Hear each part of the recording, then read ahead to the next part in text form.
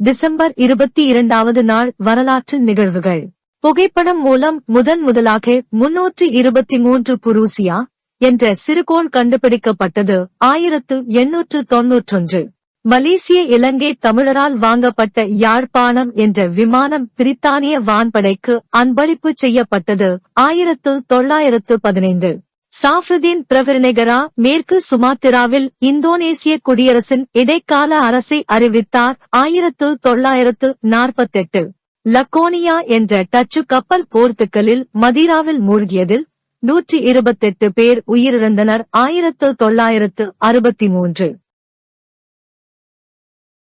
தமிழ்நாடு, தனுஷ்கோடி மற்றும் இலங்கையின் வடக்குப் பகுதியையும் புயல் தாக்கியதில் 1800க்கும் அதிகமானோர் உயிரிழந்தனர் 1964. மாவோகால இறுகிய கொள்கைகளைத் துறந்து திறந்த சந்தைக் கொள்கைகளை சீன பொதுவுடைமைக் கட்சித் தலைவர் தென் சியாவுபின் அறிமுகப்படுத்தினார் 1978.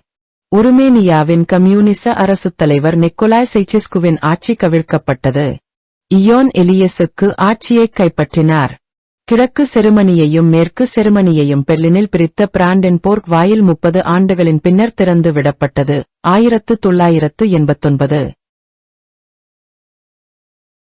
மார்சல் தீவுகள், மைக்குரோனீசியா கூட்டு நாடுகள் ஆகியன பொறுப்பாட்சி மன்றத்திடம் இருந்து விடுதலையடைந்தன 1990.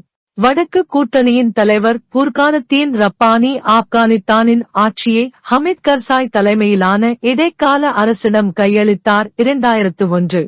இந்தோனேசியாவில் சுண்டா நீரிணை ஆழிப்பேரலை ஏற்பட்டதில் 430 பேர் வரை உயிரிழந்தனர் 2018.